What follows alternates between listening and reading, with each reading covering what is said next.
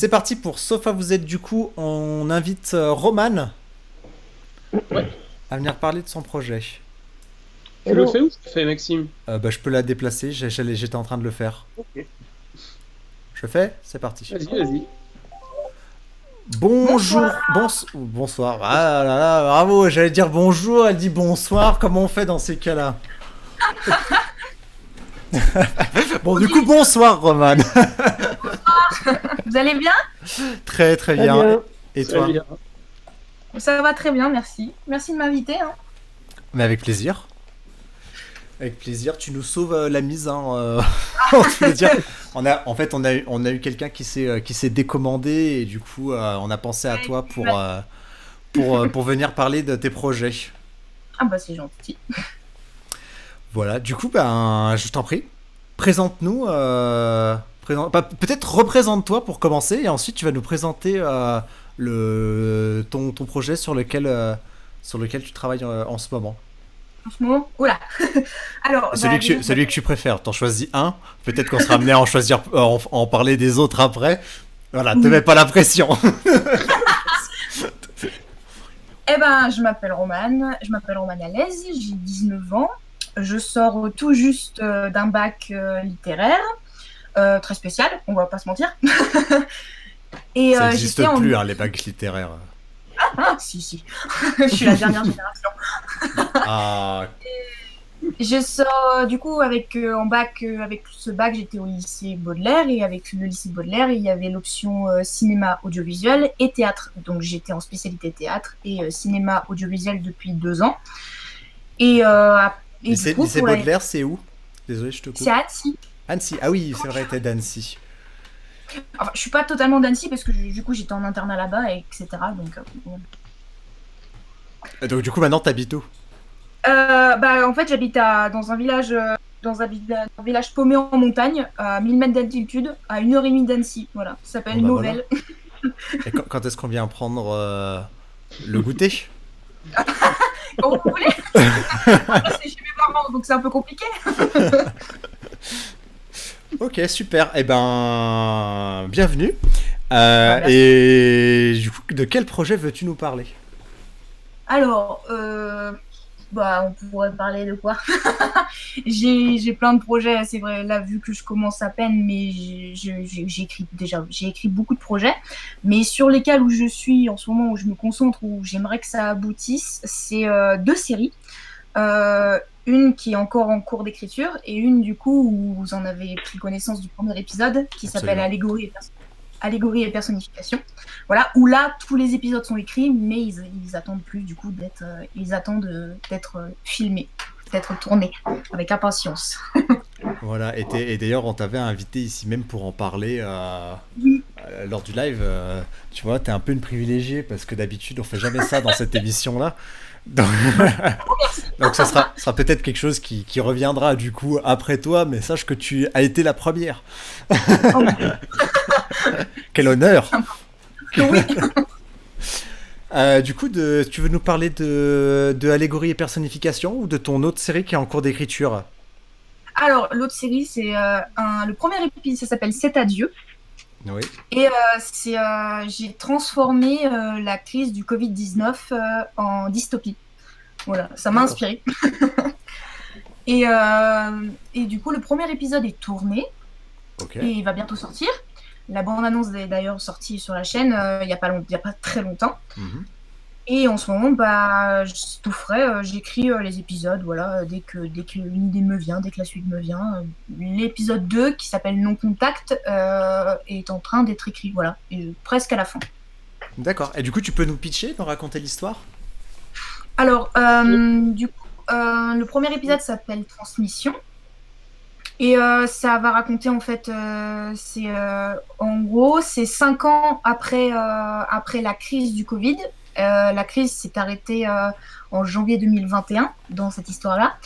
Et en fait, elle a réussi, après cet arrêt de crise, de transmission, etc., le gouvernement a décidé de tous les gouvernements du monde entier ont décidé de mettre en place une loi qui s'appelle non-contact. Et en fait, les gens n'ont absolument plus le droit du coup de se toucher ou d'avoir quelque contact que ce soit. Il n'y a plus de festival, plus de théâtre, plus de cinéma.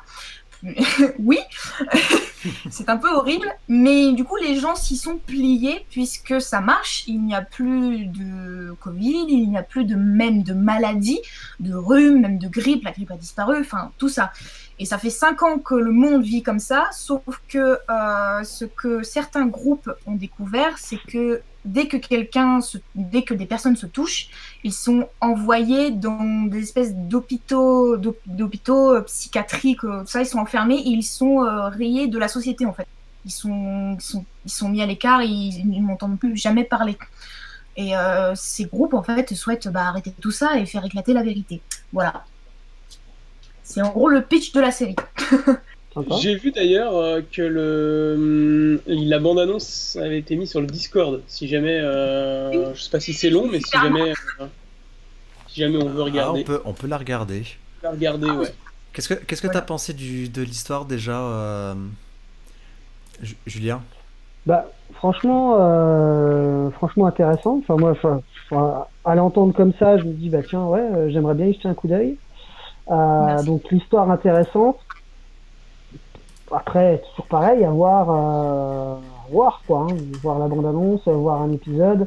Il faut juste, c'est le truc, il faut pas se faire rattraper par la réalité, dans le sens où si c'est bien en fait que ça soit une dystopie, etc.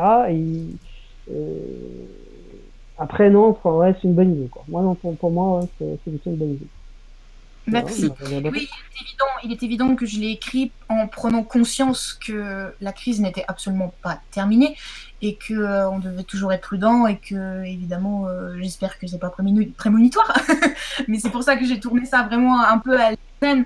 Mais voilà, j'ai vraiment écrit ça parce que ça m'a inspiré et que quelque part ça a chamboulé beaucoup de choses et vu que c'est un peu, on va dire, écrire, c'est un peu, on va dire, c'est un peu fort, mais c'est un peu guérir, on va dire, un peu de tout ça et se dire qu'il aurait pu arriver pire et qu'il faut toujours être prudent et qu'on va continuer ainsi et toujours vivre et justement faire vivre le cinéma à travers ça. Puis franchement, je trouve que l'idée, même le scénario en général, très mature. T'as 19 ans, c'est ça? Oui, j'ai 19 ans. Ouais, t'as 19 ans, c'est pas mal. Ouais. Merci. On se regarde la bande-annonce? Ouais. Allez.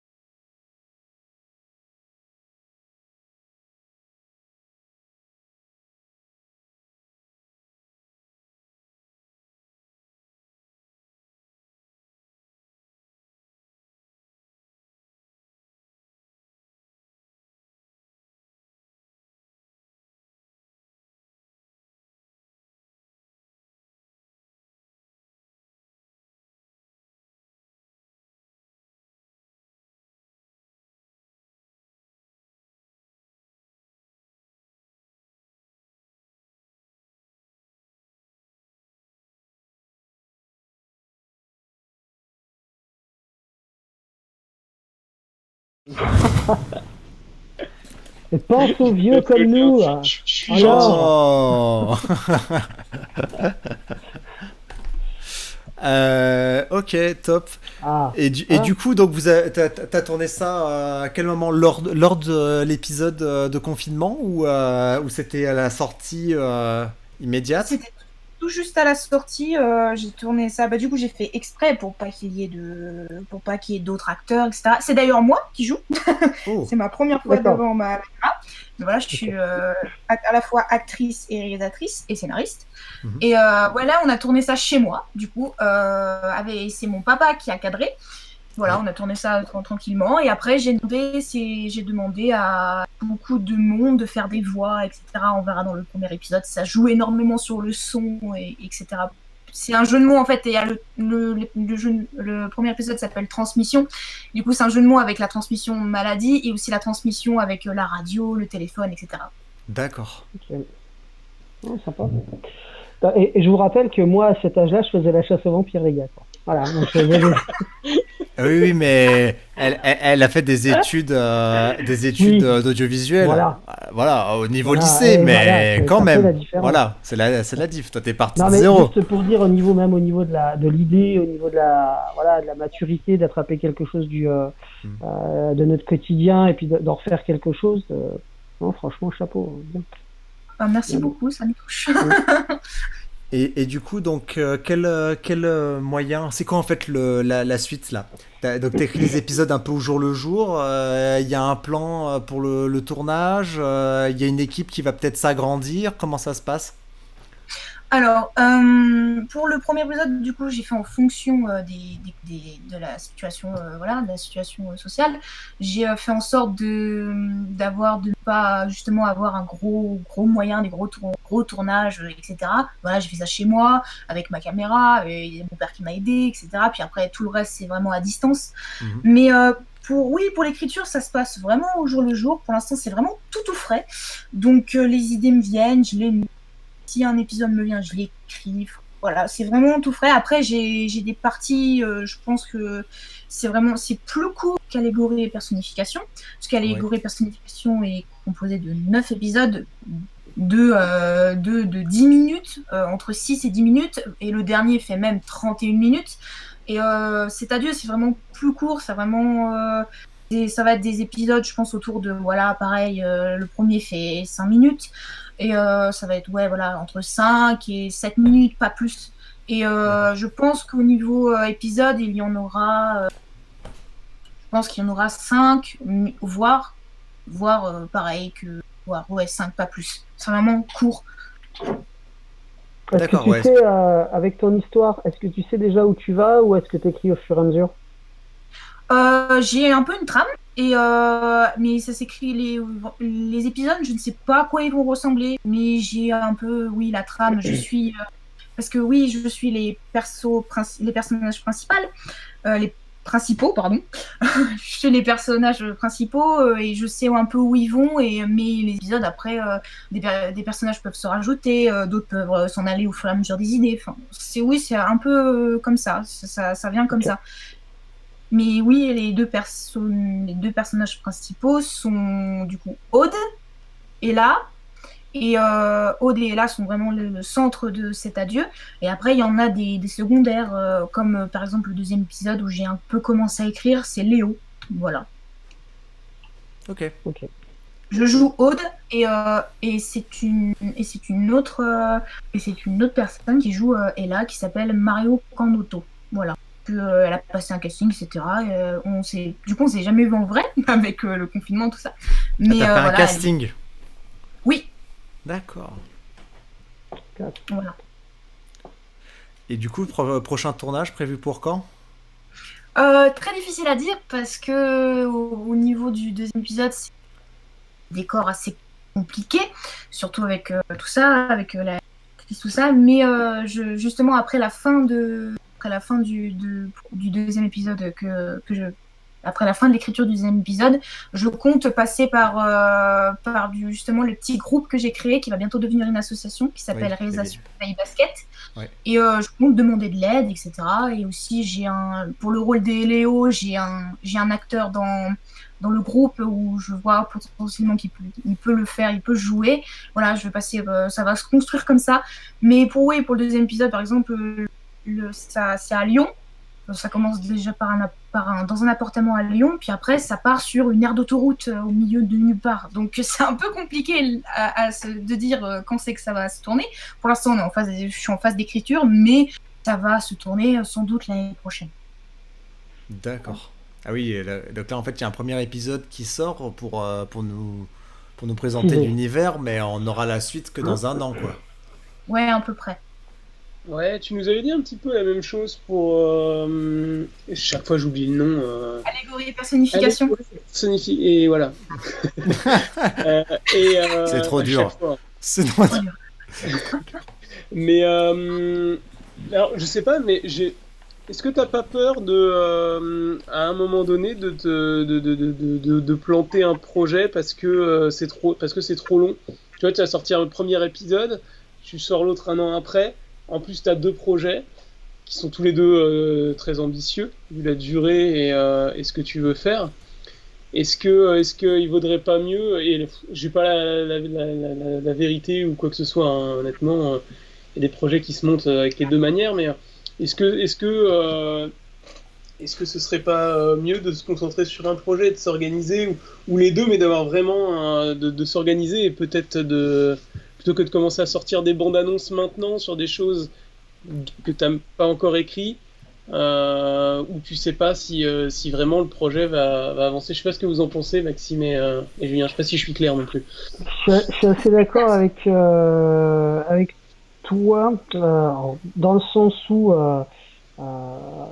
c'est vrai que se concentrer sur un projet, sur un seul projet en tout cas, ça permet en fait de pouvoir aller au bout du projet. On en parlait tout à l'heure sur le fait de comment on commence et comment on finit. C'est de se dire bon voilà, je me prends le temps et j'organise l'ensemble de ce que je veux faire sur un seul projet. Le fait d'en avoir plusieurs en route, par expérience entre guillemets, va obligatoirement obliger à faire des choix à un moment donné. C'est-à-dire que soit on en laisse tomber un, soit on laisse tomber les deux parce qu'on a réussi à s'en sortir, soit on fait les deux mais on sera déçu par le final parce que forcément l'énergie sera divisée par 2. Et je pense effectivement, du haut de mon expérience, que de ton vénérable âge. se concentrer sur un projet, mais vraiment se donner à 200% dessus pour arriver au bout du projet avec les lieux qu'on veut, les acteurs qu'on veut, c'est peut-être un meilleur choix que partir sur... Alors bon, là, c'est l'actualité qui a fait que ça t'a fait penser à une autre idée et que tu t'es dit, tiens, j'ai envie de me lancer là-dedans. Mais c'est ce qui est compréhensible. Mais le problème, c'est que voilà, c'est à un moment donné, tu vas voir que ça va être compliqué à gérer. Enfin, je pense, hein, après, je peux me tromper. Même en termes de gestion d'équipe, alors je sais pas si ce sera la même équipe sur les deux, etc. Mais quand tu dois gérer une équipe et que du coup ils tournent un épisode 1, ils doivent attendre un an avant de retourner un deuxième et d'avoir le résultat, enfin, etc. Il faut réussir à garder l'équipe motivée sur tout le projet. Déjà c'est dur sur 1, alors sur 2... c'est peut-être compliqué. Qu'est-ce que tu en penses, toi, de... Non, c'est vrai, je suis tout à fait d'accord avec vos propos, c'est évident. Après, si je pouvais tourner les épisodes tout de suite, je le ferais. C'est évident. Mais là, c'est vrai que j'ai fait en sorte pour le premier épisode, par exemple, de Cet Adieu, que je sois un peu seule, on va dire, que ça n'engage pas que ça engage peu de personnes. Là, pour l'instant, ça engage vraiment seulement Marion qui joue Ella. Et je lui ai bien expliqué, je lui ai dit, écoute, le fait est que je le tourne maintenant, mais peut-être que le prochain, ça sera un peu plus tard, mais est-ce que tu vas rester avec moi, etc. Et elle m'a dit, bah, écoute, le projet a l'air vraiment, vraiment bien et je veux vraiment te suivre jusqu'au bout. Et j'ai fait, bah, c'est super. Mais je lui ai dit, si tu me lâches, c'est vraiment très dommage. Et elle m'a dit, non, je te lâcherai pas et j'irai vraiment au bout, ça m'intéresse. Et toi, t'as l'air motivée, t'as l'air vraiment ambitieuse. J'ai dit, ah bah, super, alors voilà. Mais voilà, c'est pour ça que le deuxième épisode, ça met en œuvre d'autres moyens et une plus grosse équipe. Et c'est pour ça que je vais le tourner plus tard. Mais c'est sûr que quand j'écris, c'est un peu, oui, c'est vrai que c'est un peu bête, mais quand j'écris quelque chose, je sais que je vais aller au bout et j'ai envie d'aller au bout. J'ai envie que ça sorte et même s'il y a un peu de laps de temps, je dis non, il faut y aller quoi. Et avec l'équipe, par exemple, pour l'équipe d'Allégorie Personnification, c'est vraiment des amis. C'est des amis c'est des amis de cœur, c'est des amis qui aiment le cinéma, c'est des amis voilà, qui sait que si ils m'ont dit si tu me dis que l'épisode 2 se tourne, enfin tu m'appelles et je viens direct, j'abonne tout et je viens. Voilà, c'est ce genre d'équipe, ce genre d'amis et je sais que ça marchera. Mais par exemple, si malheureusement je devais abandonner un projet, ce serait cet adieu que je laisserais tomber, puisque allégorie, personnification engage plus de monde déjà, et c'est une histoire un peu plus poussée, qui est déjà toute écrite, et voilà, après cet adieu, voilà, c'est une histoire comme ça, voilà, comme vous avez dit, qui est venue sur le fait, qui est venue avec le texte actuel. Donc c'est sûr que si je devais en abandonner un, c'est cet adieu que je laisserais. Et puis même si j'aurais les études en parallèle, si mes études déjà vont un peu me permettre de faire des films, d'avoir un peu plus de moyens. Et donc oui, c'est évident que pour les prochaines années ou même je me concentrerai uniquement sur allégorie personnification. Parce que là, ta vision des projets, c'est pour par exemple, donc il y a ce projet-là, là, cet adieu et allégorie et personnification. Ta vision, en fait, pour finir les projets, c'est tu les vois terminés dans combien de temps? C'est difficile à dire. C'est très difficile. Ouais, mais il faut le dire. C'est vrai qu'il faut avoir des deadlines. Il faut en fait se donner une fin, déjà pour aussi motiver l'équipe. C'est-à-dire que c'est important que l'équipe aussi sache quand est-ce que ça va se terminer. Je prends l'exemple de Zero Quest. On savait que ça allait être un travail qui allait être long. Moi, j'avais dit, normalement, avec l'organisation telle qu'elle a été faite, on devrait tourner dans le temps. Ça permet à tout le monde d'en voir le bout, toi y compris. Parce que sinon, effectivement, ce qui peut se passer, déjà, c'est de l'attitude. Il y a aussi le fait que quand le temps avance, surtout à ton âge, à 19 ans, il y a des choses qui peuvent se passer dans la vie et qui fait que, hop là, t'as un de tes acteurs qui était hyper important, qui va partir à l'autre bout de la France pour faire des études, voire autre part en Europe, et effectivement, tu peux te retrouver le bec dans l'eau, même si lui, il a toute la volonté du monde. Et c'est vrai que c'est important pour toi. C'est une des premières choses d'ailleurs pas qu'on apprend, mais bon, avec la force des choses, on l'apprend. On apprend avec la souffrance. Je veux faire un planning de tournage, et comme ça, je vais voir un petit peu où est-ce que je vais. Imagine que dans ton histoire, tu avais prévu, je dis n'importe quoi, 6 ou 7 épisodes. T'as ton début, t'as ta fin, tu sais comment tu vas y aller. Peut-être que tu seras obligé de faire un choix et de raccourcir la série, d'enlever un épisode, ou te dire, je suis hyper confort là, tout le monde est super motivé, c'est cool, je vais peut-être pouvoir raconter plus de choses que ce qui était prévu, je vais en rajouter un ou deux, mais il faut, en amont, quand tu as bien ton idée et que tu sais où tu vas, il faut vraiment que tu fasses une organisation sur le long terme. Parce que c'est ça qui va définir si tu vas arriver au bout de ton projet ou pas. Et c'est ça qui va aussi te permettre, toi, de cocher des cases, de dire, c'est tournage machin, tac, ça c'est fait, je passe à autre chose. Alors t'es jeune, hein, évidemment, c'est sûr que c'est des choses sur lesquelles tu te projettes peut-être pas, mais je te promets, mon conseil, ça serait ça. Organisation, fais ton truc carré, essaye de prévoir à l'avance tes tournages, tes équipes, et donne-toi une deadline, tu dis voilà, moi j'ai envie que, pour Zero Quest, on avait dit, attends, septembre 2019, premier épisode il sort, hein. Il est sorti au mois de novembre. Bon voilà, on avait 2-3 mois dans la vie. Mais au moins, tu vois, bien, classe. Ça me fait penser à nos amis d'il y a 2 semaines, là, Pure avec un S, là, tu sais, qui prévoyaient de sortir leur épisode en septembre alors qu'ils tournaient en juillet. Ah oui. Et qu'ils n'avaient pas la musique, qu'ils voulaient faire composer et. Ouais, chaud. C'est chaud. Tu sens que c'est chaud. C'est ce qu'on leur a dit, que c'était chaud. Ouais. Mais en plus, pour en revenir à tes projets, Roman, en plus, ça peut t'aider aussi par rapport à quand tu vas parler avec d'autres acteurs, si à un moment donné tu as besoin d'aide pour la technique ou autre, ça te permettra de dire aux gens, voilà, c'est tant de temps, est-ce que vous êtes disponible sur ce laps de temps-là ? Parce que si tu leur donnes pas, ils peuvent pas te dire s'ils sont disponibles ou pas, parce qu'ils savent pas jusqu'à quand tu vas avoir besoin d'eux. Donc ça peut aussi poser des problèmes. Tout à fait. Et voilà, et puis ça ne fera que que de légitimer encore plus, de légitimer ton projet et le rendre crédible. C'est ça aussi. C'est le fait de pouvoir annoncer à l'avance où est-ce que tu vas et comment tu vas, ça va aussi rassurer ton équipe à se dire putain, c'est vraiment comment elle veut le faire, donc bon, on peut y aller les yeux fermés. Elle nous a dit 1 an, c'est parti, on sait que ça va être 1 an, quoi. Et puis ça permet aussi de pouvoir désengager les gens aussi à un moment donné. Nous, avec les Movies Men, on le fait. C'est-à-dire te dire, voilà, bon là, on fait un temps de pause pendant 6 mois, je te fais plus chier. Enfin, je te fais plus chier, on va quand même se taper 2-3 apéros, c'est pas déconner.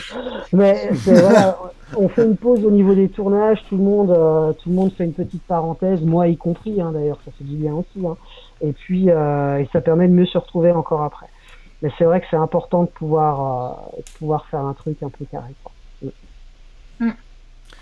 Et au niveau technique, moi j'avais des interrogations. Du coup, là, tu as tourné un peu toute seule au final avec ce que tu avais. Qu'est-ce qui est prévu, que ce soit dans ce projet-là, C'est Adieu, et dans Allégorie et Personnification, au niveau technique, est-ce que tu t'entrevois des évolutions? Quel matériel vous avez? Parce que vous allez créer une association.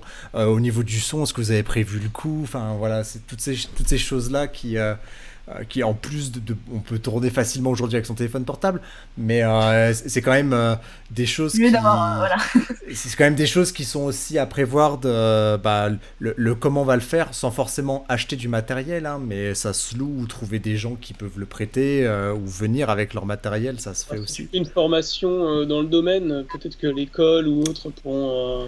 Il y a cette possibilité-là aussi. Donc en fait, c'était toute cette partie technique, en fait, savoir comment tu voyais les choses, comment c'était actuellement et comment t'étais organisé. Alors actuellement, du coup, les 2 premiers épisodes des 2 séries se sont tournés avec ma propre caméra que j'ai achetée il y a 1 an, qui est une caméra Sony 4K. Et avec le micro aussi, que j'ai mon micro qui est un micro Rode que j'ai acheté sur Amazon, voilà. Et un Steadicam, pareil, que j'ai acheté, un simple Steadicam, voilà, standard, très pratique, mais qui stabilise pas mal la caméra. Pour l'instant, voilà, ça c'est mon matériel à ma disposition. Et ensuite, par contre, pour le désir, le premier épisode d'Allégorie Personnification, j'ai été aidée par mon option cinéma audiovisuel. On a eu accès à une perche, à un zoom qui est incroyable au niveau du son. Et on a aussi accès à un trépied, enfin beaucoup de choses comme ça qui sont très très pratiques. Après, pour C'est Adieu, le premier épisode, pareil, Steadicam, micro sur caméra, sans zoom là, du coup pour le coup, et caméra Sony 4K. Et après, pour la suite, évidemment, du matériel se rajoutera, plutôt avec des achats de l'association, du coup, dès qu'on aura un peu d'entrée d'argent, etc. Pour l'association essentiellement, parce que du coup, on s'est mis sur la loi 1901, donc c'est à but non lucratif, tout l'argent ira à l'association, et seulement pour des achats matériels ou louer des droits, etc. Donc oui, il y aura forcément beaucoup plus de matos, notamment aussi acheter l'essentiel, une perche, un autre pro un peu plus performant que le Rode, avec le zoom aussi, mais le zoom c'est rien que 300 €, donc c'est assez cher, surtout pour des étudiants. Mais voilà, il y aura c'est sûr, il y aura une évolution du matériel, peut-être beaucoup plus tard une caméra plus performante. Déjà celle-là est très très bien. Comme la caméra semi-pro Sony, pareil, qu'on en a une avec l'option, mais je ne l'ai pas empruntée puisque je ne savais pas du tout m'en servir et je n'ai pas eu le temps d'apprendre. Par contre, il y a un ami qui a fait du coup son court-métrage aussi avec l'option, qu'il a utilisé. C'est très très performant, mais il est très très joli. Mais voilà, c'est sûr, et aussi peut-être qu'avec l'école où je vais aller l'année prochaine, qui est l'école Factory, il y aura sûrement, on pourra peut-être louer, ou même l'école pourra nous prêter du matériel. Enfin voilà, tout ça fait que... Excuse-moi, il y a Maxime qui a entendu l'école Factory qui grimace. Ah, pourquoi? Je viens de Lyon, hein, des gens qui ont fait Factory, j'en connais. C'est vrai? Oui. Non, mais c'est bien. Ça sent le dossier. Il va te faire peur avant que tu y sois. c'est pas grave. Hein, non, mais je passerai faire coucou. D'accord. Quand j'en voilà, aurai avec l'occasion. un ami, on va à Factory l'année prochaine. Voilà. D'accord, c'est bien d'y aller à plusieurs. Alors, Bon, voilà. j'ai un conseil aussi à te donner, si tu le prends ou pas. Hein. C'est essaye en fait, pareil au niveau de tes tournages. Je sais que c'est pas toujours évident, surtout que tu veux faire certainement les choses le mieux possible. Ah oui. Essaye tout de même de pas trop t'encombrer avec la technique. Alors, qu'est-ce que je veux dire par là? Prends pas enfin, je veux dire, au niveau des caméras, au niveau du son, essaye de prendre des choses qui sont pas compliquées. Ou alors, il faut vraiment avoir les gens qui savent s'en servir, parce que sinon, ça va t'handicaper pour ton tournage. Tu vas passer un temps pas possible à faire tes réglages, tes machins. Privilégie vraiment ton histoire. Privilégie tes acteurs, ta direction d'acteurs, parce que c'est le point un peu faible de toutes les productions autoproduites, on va dire. Prends plus de temps, on va dire, sur le fond que sur la forme. Alors évidemment, si t'as une qualité dégueulasse, machin, et que tu fais la chasse au vampire 10, ça va pas y aller. Mais si t'as une image, voilà, qui reste propre et un son qui est bien, voilà, privilégie ton histoire parce que c'est vraiment ça qui va attirer les gens, parce que tu vois tout maintenant sur Internet, les gens peuvent filmer avec un iPhone, et puis voilà, vous avez vu, j'ai fait un fond flou derrière, un beau bokeh, parce que avec mon iPhone j'ai fait ceci ou cela. Vraiment, en plus voilà, littéraire, etc. Privilégie vraiment le fond à la forme, surtout pour démarrer. Parce que le problème de la technique, et je suis bien placé pour le savoir, c'est que parfois tu vas mettre 2 heures pour faire un plan qui va être superbe, et puis à la fin tu vas te dire bah merde, j'ai pas avancé, j'ai rien fait quoi. Donc c'est un peu dommage. Surtout si tu tournes en extérieur, parce que j'ai entendu parler tout à l'heure que tu voulais tourner en extérieur, une autoroute, etc. Tu peux pas maîtriser la lumière, rien du tout. T'as intérêt d'avoir soit t'as une grosse équipe avec toi au niveau du staff technique et qui va te permettre de faire le son comme il faut, la lumière comme il faut, le cadre, le script à côté, etc. Et là, bon, bah, je te dis, vas-y, les gens sont là pour ça. Soit t'arrives et tu dis, bon, c'est ce que je disais pour Zero Quest, bah, je vais y aller léger. Ce sera peut-être pas toujours super beau, mais au moins j'aurais réussi à raconter. Parce que le problème de la technique, c'est que c'est super, mais ça peut être hyper handicapant. Et si à la fin, t'as rien tourné, eh ben, t'auras beau avoir tout le matos, t'auras rien tourné. Tu sais, des mecs en salon qui te présentent un stand avec 10 caméras et qui disent ouais, moi je tourne avec tout ça, j'ai 50 micros, j'ai 10 caméras et tout, et t'arrives, tu dis fais voir ce que t'as fait cette année. Et le mec il te montre un clip. Tu dis mais t'as fait que ça, d'un truc de 3 minutes. Ouais, bah ouais, mais bon, j'ai pas eu le temps. Ah bah tu m'étonnes. Mais tu vois, c'est ce qui est dommage parce que si t'as du talent et que t'as pas la technique, je pense que tu peux quand même t'en sortir. Voilà, au moins avoir l'histoire que tu avais envie de raconter avec un début et une fin. Et si évidemment c'est pas toujours beau, eh ben écoute, tu seras content d'avoir fait ton truc quand même. Voilà. Moi, je rejoins Julien sur cette analyse, surtout sur ces deux projets-là qui sont plus des projets, on va dire personnels ou qui concernent ton association, de pas trop l'étendre aux gens que tu pourrais rencontrer, par exemple à Factory.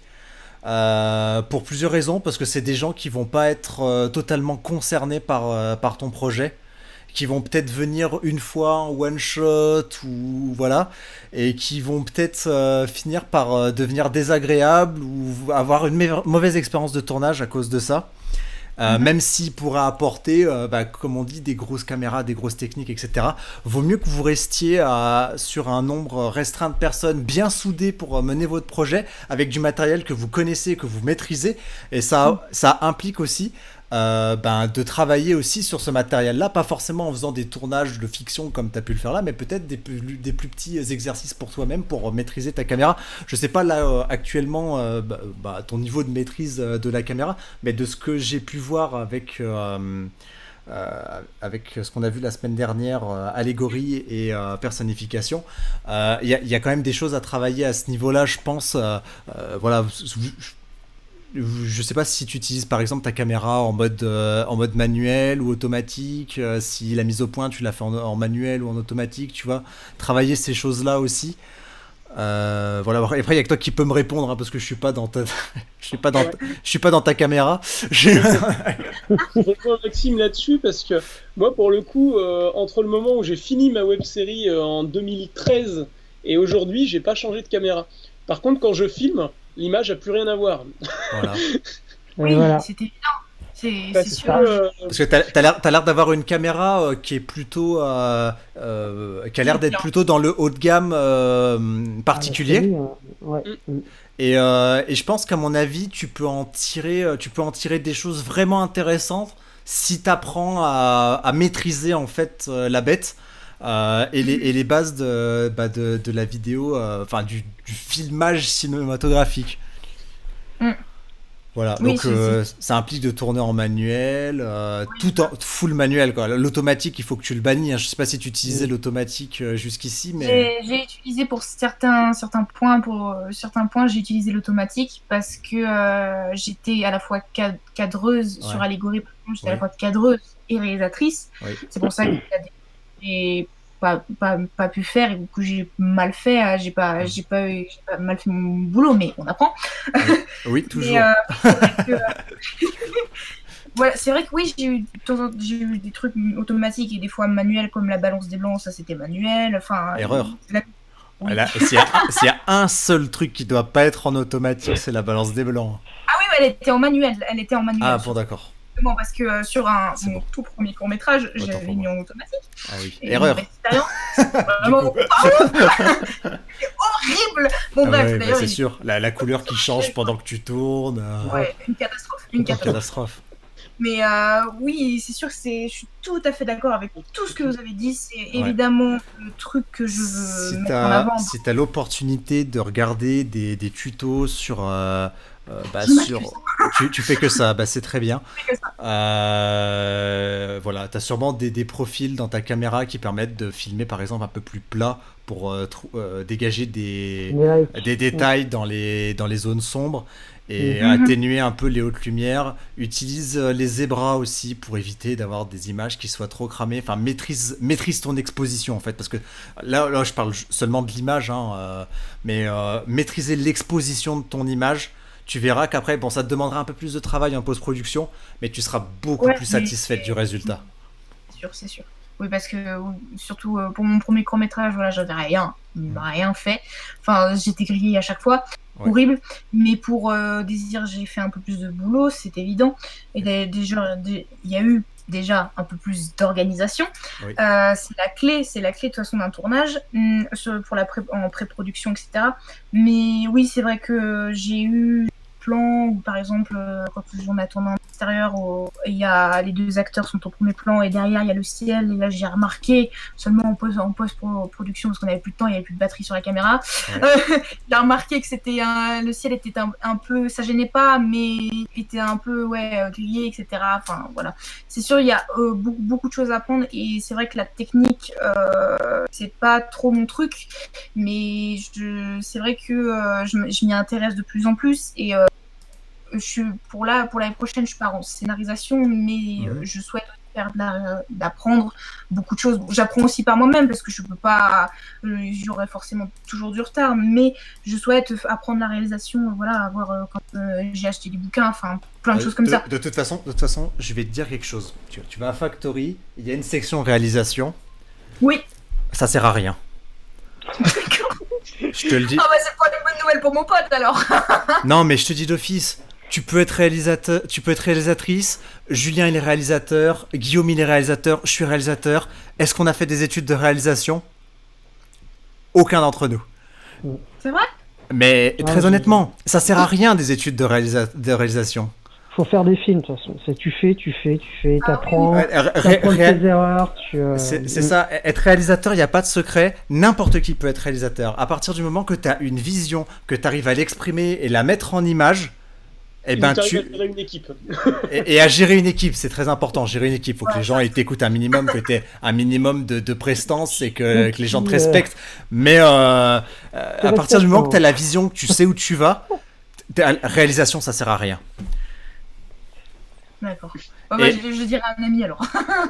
Désolé pour elle, mais t'as fait un meilleur choix en prenant scénario que réalisation. Après, t'as les bases, mais si tu veux, ta technique, elle sera jamais parfaite de toute façon. Hein. C'est évident.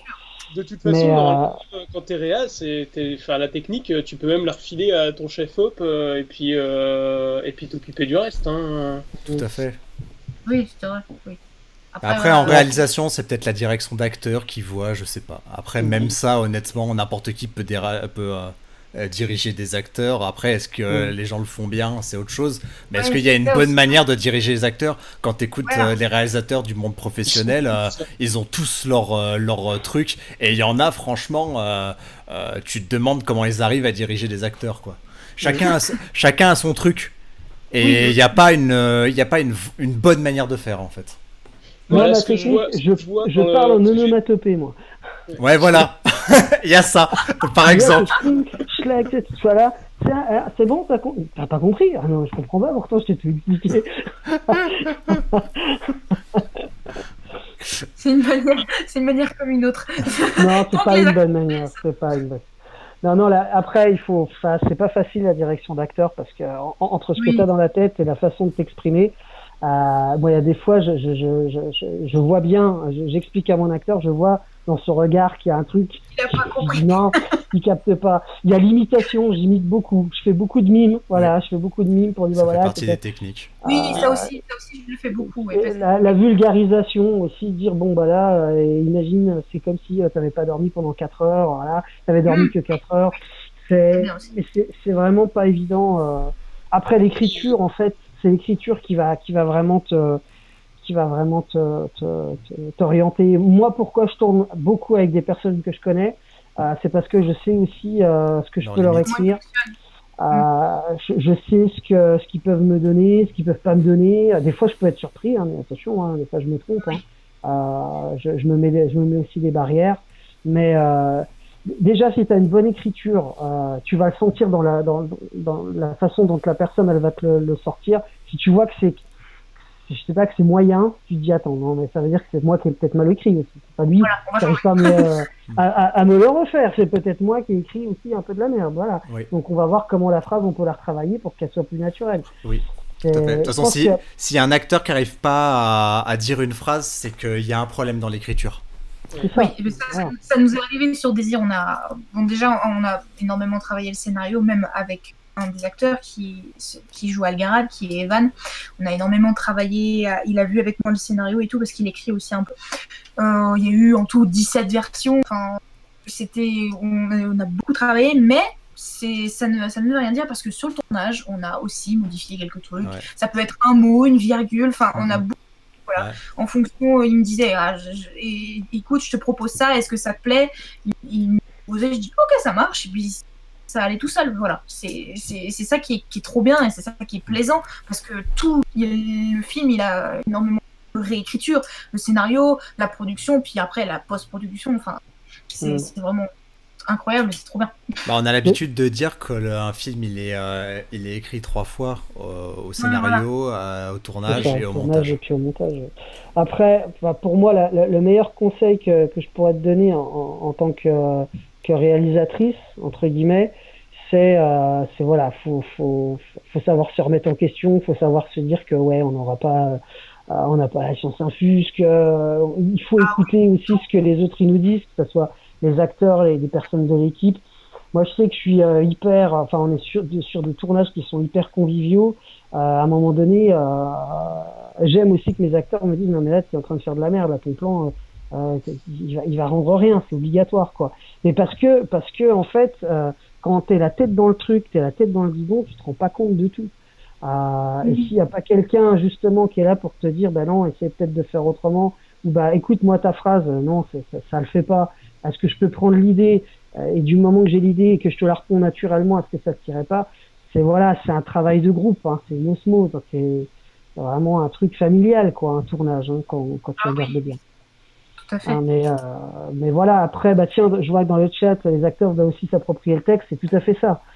Oui, alors ça c'est une grosse, c'est une valeur que je souhaite toujours. C'est ça, c'est que si le mec il te récite, tu vas être content, tu vas avoir tous les mots dans le bon ordre, et tu vas dire je sais pas, il manque quelque chose. Ah bah oui, c'est l'émotion, c'est ça. Et voilà, il me manquait un petit truc. Voilà, mais tout était dans le bon ordre, il n'y a pas de problème. Ah, c'est ça qui est le plus, qui est aussi, encore une fois, on parle de travail d'équilibriste depuis le début, mais entre l'organisation, la direction d'acteur, la réalisation, ça fait beaucoup de tâches, hein. C'est compliqué. Hein. C'est toi qui fais le montage aussi?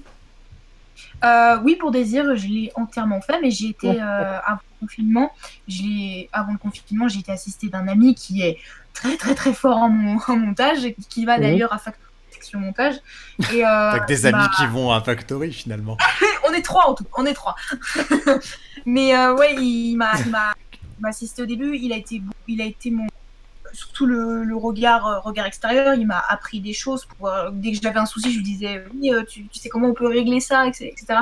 Mais après le confinement, avec le confinement, voilà, ça a été un peu compliqué et c'est très dommage parce que j'aurais dû avoir un peu plus de regard extérieur. Moi, je sais comment le film fonctionne, par exemple aussi pour le son, je sais les phrases, donc pour moi je les entends audibles, mais parfois les autres ne les entendent pas. Enfin voilà, j'aurais dû aussi avoir un peu plus de regard extérieur, mais bon, le confinement a fait que. Mais c'est vrai que c'était un peu dommage. Mais oui, j'ai effectivement le montage. Et pour cet adieu aussi. Très bien. J'ai vu passer juste une remarque de Hateful Ben qui m'a piqué la curiosité. Il disait qu'avec une Sony 4K, il y a sûrement du log. J'ai presque envie de dire pas forcément parce qu'on n'est pas sur des appareils photo et donc du coup j'en viens à demander, Roman, quel est le modèle de ton caméscope? Alors je vais le chercher parce que je le connais pas par cœur. Il a sûrement une suite de lettres et de chiffres. Sony 4K, c'est bon, c'est le principal, on a la marque, on a la résolution. Mais je crois qu'ils sont tous 4K dans la gamme. Là. De toute façon, maintenant, si tu achètes en 2019-2020, ils font tous 4K, c'est vendu avec. C'est le pack. Ouais, mais après, est-ce que c'est intéressant de tourner en 4K avec ces appareils tu vois, quand t'as la taille du capteur, des fois, vaut mieux tourner en Full HD pour avoir une meilleure qualité. Faut la machine pour faire le montage derrière. Oui. Désir, je l'ai tourné en HD parce que j'avais très très peur, vu que c'était un gros film. Minutes, j'avais très très peur de montage. Ouais. Et j'ai bien fait, puisque au bout d'un moment, j'ai perdu tous les rushs. J'ai perdu tous les rushs. Alors, si j'avais ton 4K, je ne l'aurais jamais récupéré. Donc, j'ai bien fait. Et pour cet adieu, par contre, j'ai voulu tester et surtout, ça rend bien. Donc, j'ai tourné en 4K. Voilà, et vu que c'était petit, je me suis dit, bon, je me permets quand même de tester et de tourner en 4K. D'accord. Et du coup, satisfaite du résultat par rapport à la HD? Oui, très satisfaite. C'est très joli. Et au niveau aussi des corrections de lumière, des ajouts d'effets de colorimétrie, au montage, c'est mieux, je trouve. C'est plus facile à travailler. Il y a moins de grains aussi. Les codecs sont peut-être mieux. Alors du coup, je t'écoute. Qu'on regarde. Alors du coup, qu'est-ce que tu veux dire ? Si tu prends un assistant un jour, prends un assistant qui osera te dire non. Voilà, il faut quelqu'un d'honnête, il faut pas quelqu'un qui te brosse tout le temps dans le sens du poil. Il faut faire attention à pas prendre le melon, hein, parce que moi j'en ai connu des réalisateurs et réalisatrices qui ont pris le melon et d'un coup ils sont inventés dictateurs et ils écoutaient plus personne et ils étaient des tyrans et ça s'est très mal passé à chaque fois, très très mal passé. Donc il faut rester zen, bien écouter les autres, pas un but de soi-même, écouter son équipe et rester cool, tu vois. Faut rester cool. Oui, c'est ça. Surtout, bon, du coup, on t'écoute là, qu'on éclaircisse un peu les questionnements de The Hateful Ben sur la caméra. Alors, c'est une XAVS SFDR-AX33 avec voilà, c'est ça, et avec 20.6 mégapixels, Sony 4K avec AXP33 du coup. Je me demande s'il ne faut pas exprès de faire des choses compliquées pour pas qu'on les retrouve, moi. C'est bon. Non, mais je l'ai trouvé. Je pense qu'il y a un plan qui a été fait et qu'ils se sont dit non, il ne faut pas qu'ils le retrouvent sur Internet. Avec projecteur intégré. Bah tu vois, pour répondre à The Hateful Ben, moi je suis pas sûr qu'il y ait le log là-dessus. Hein. C'est pas le type de caméra sur lequel on pourrait trouver ce genre de choses. Après, ça coûte combien ça? Je sais pas combien ça coûte. Combien tu l'as payé? Alors je l'avais gratuit. Oh là, tu l'as volé dans un magasin. Tu l'as volé, ça se sent.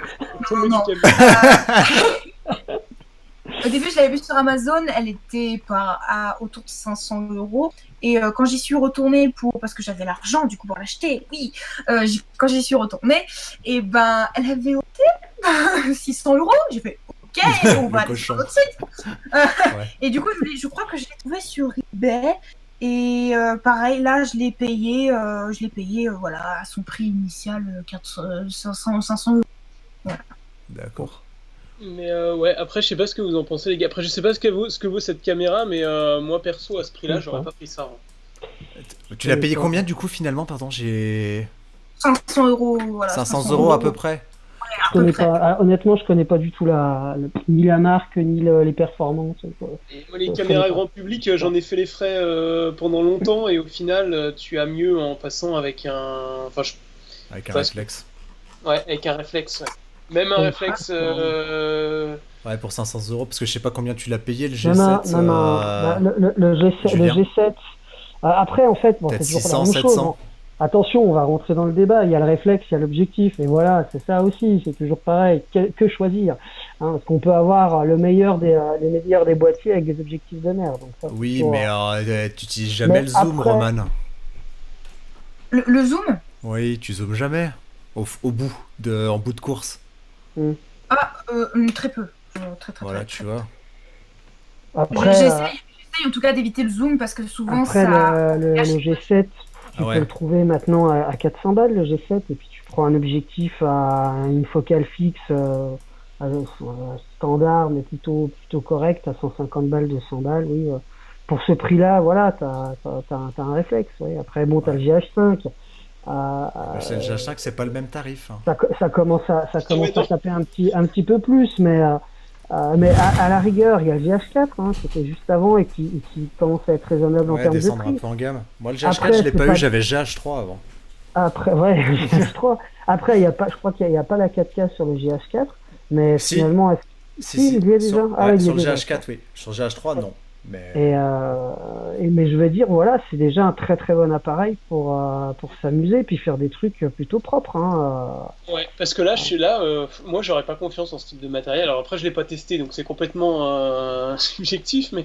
Moi j'ai commencé par ce type de caméscope, donc je sais aussi ce que ça vaut. Et c'est vrai que on peut faire des choses sympas. Hein. J'ai fait des choses sympas, mais c'est tu compares à ce que je faisais avant avec un caméscope et le jour où je suis passé sur du réflexe, il y a un bond de malade mental. C'est sûr.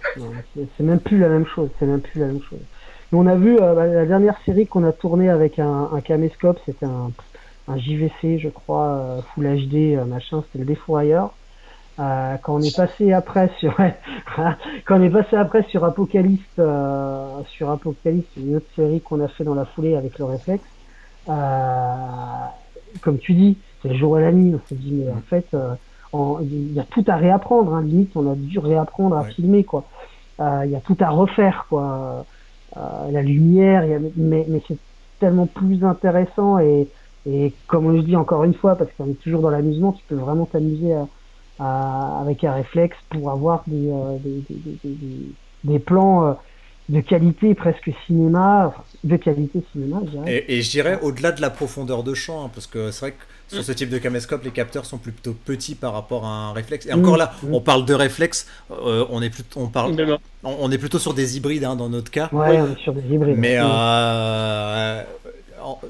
mais en mettant la profondeur de champ de côté, qui est certes meilleure, rien qu'en fait, que les pixels soient plus gros, donne une meilleure qualité d'image, ne serait-ce qu'en basse lumière, parce que là, 4K, c'est super. Moi, la 4K, je tourne en 4K, donc je crache pas dessus. Mais c'est vrai que les plans de nuit que je faisais avec mon caméscope Pana, je l'ai là, hein, il est à côté de moi. Et le GH3, enfin d'abord le GH2 quand j'étais passé, mais le GH3 plus longtemps je l'ai utilisé.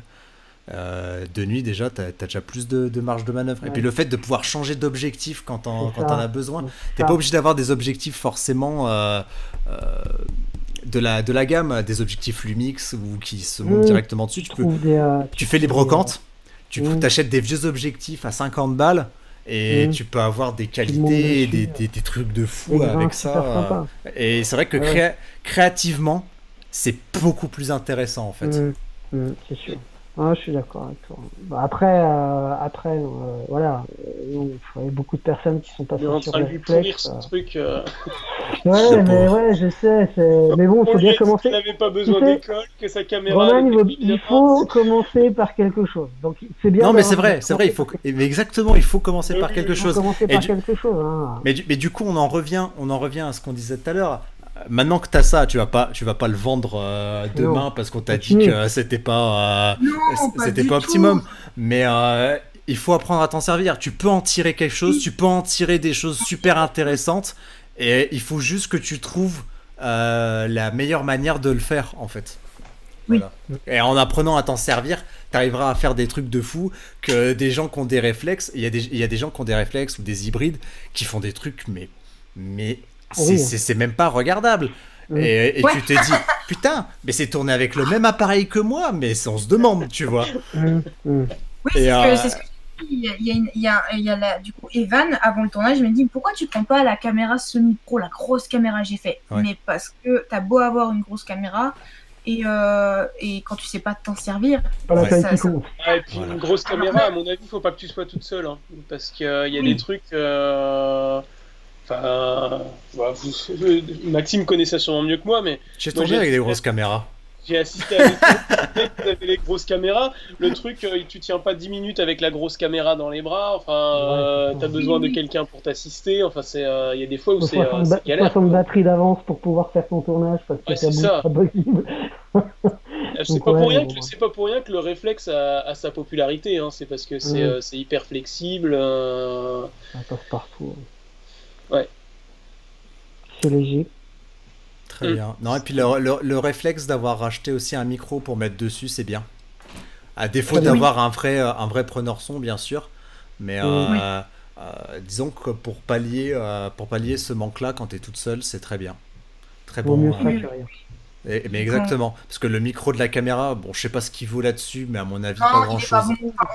Ça doit être horrible. Non. Je sais même pas pourquoi ils font des micros. On n'entend rien du tout. C'est vraiment Alors que quand on met le petit micro, là, on entend super bien. Enfin, tout est nickel. Mais quand il y a pas de micro, il y a rien. C'est vide. Il y a Headful Ben qui dit apprendre à cadrer déjà, même avec un smartphone, c'est vrai. C'est vrai que le cadre, c'est déjà un effort de créativité avant tout le reste, quoi. Il y a des mecs qui font des films avec des smartphones et ils sont mieux que ce qu'on a pu réaliser. Hein, et en vrai, Roman, t'avais dit que t'avais acheté des livres, mais j'ai peut-être des conseils lecture. Attends, je vais aller chercher ça dans ma bibliothèque. Troisième rubrique, le conseil lecture, il faut l'ajouter. Non, mais c'est toujours bien, c'est vrai, mais c'est super intéressant. Mission va durer 5 heures. À l'ère du numérique, on va chercher des bouquins. Mais oui, hein. Et parce que tout ce qui est... Ouais, tu sais. Mais du coup, là, moi, j'en profite, du coup, vu que Maxime est parti, parce qu'on a un petit peu parlé sur la Factory. Moi, je connais pas, c'est Maxime qui connaît, mais du coup, comme je travaille dans un centre de formation, donc je connais un petit peu le milieu. Et c'est vrai que tu vois, ce qu'on disait au niveau du programme, la première année, c'est découverte et initiation, et après, c'est de la mise en application. Mais en gros, 3 ans là-dessus, sur de la certification. En gros, l'école va servir pour te créer ton réseau et te mettre vraiment dans le moule professionnel de l'audiovisuel. Mais ça, tu peux le faire en dehors. C'est dans ce sens-là où on disait que ça servait à rien, mais c'est vrai que l'école peut te booster une carrière. Vous regardiez le programme de Factory ? Ouais, selon l'école que tu...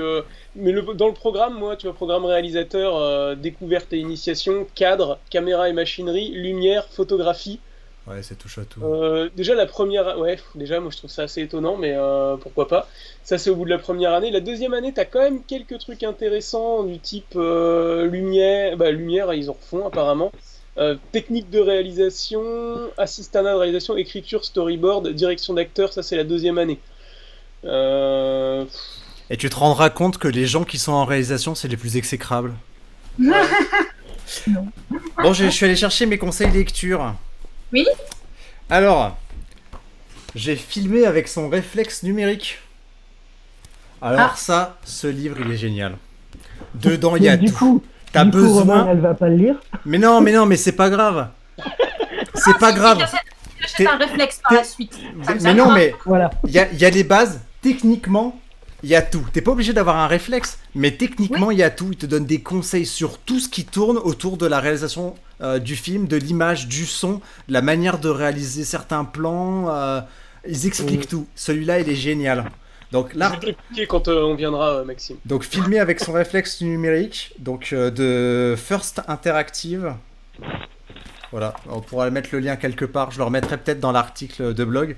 Ensuite, j'en ai un autre qui est là, qui s'adresse plus à quelqu'un qui réalise, donc dans ton cas, qui s'appelle L'Art de filmer. Voilà, la couverture comme ça. Donc, qui est des éditions Pearson. Et ça, c'est génial aussi.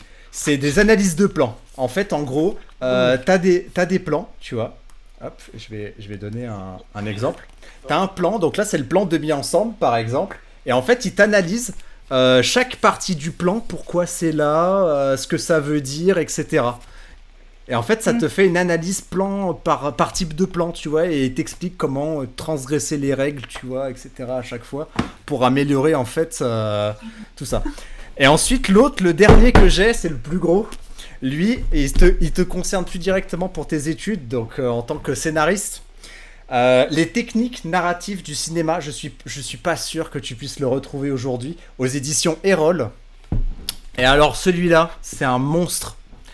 T'as des extraits de scénarios et sur l'autre page, t'as comment ça a été filmé avec les extraits du film en images, qui sont les images qui sont en noir et blanc parce que tout le livre est en noir et blanc.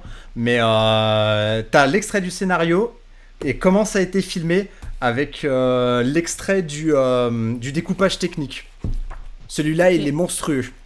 Quand tu fais de scénario ou même de la réalisation, que tu prépares ton film, celui-là, t'apprends énormément. Mais par contre, c'est un pavé, hein. Il y a 250 pages. Oh, c'est pas grave, c'est mais il y a beaucoup d'images. C'est pour ça que je l'ai pris, hein. Parce que moi, je suis pas un grand lecteur. Hein. J'ai fait littéraire, mais je suis pas un grand lecteur. Du coup, j'en profite, moi, vu que tu écris aussi, moi j'ai celui-ci, que j'ai pas encore fini d'ailleurs, mais qui est génial. L'anatomie du scénario. Où du coup. J'ai failli l'acheter. Oui, j'ai failli l'acheter, mais malheureusement, il était plus en stock parce que j'ai acheté du coup un qui s'appelle le petit manuel le petit manuel du scénariste et il était au-dessus, mais malheureusement, il plus en stock et j'étais là. Bah, tant pis, la prochaine fois. Du coup, j'ai acheté le petit manuel du scénario qui est vraiment bien, que j'ai commencé à lire, qui est vraiment très très très très bien. Donc voilà. Mais oui, je l'ai vu, l'anatomie du scénario, et c'est... L'anatomie du scénario, 367 pages, c'est pas celui que tu as envie de lire en premier, mais il est vraiment bien fait et il est sympa. Il t'explique, tu peux le relire, en fait, faut l'utiliser après comme un guide, faut les rouvrir quand tu écris, etc. pour reprendre faut mettre des post-it, faut mettre plein de trucs dedans, comme ça,